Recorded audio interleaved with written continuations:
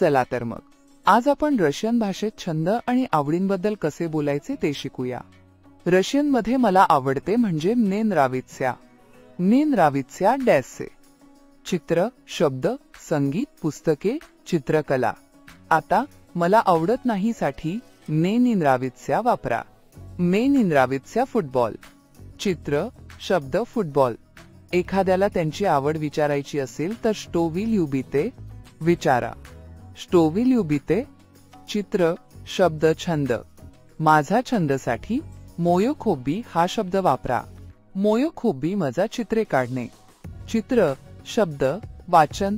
मी वेळ घालवते साठी या провожу время असे म्हणा।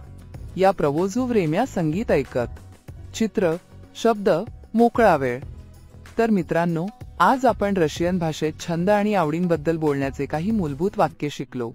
पुढील व्हिडिओमध्ये भेटूया।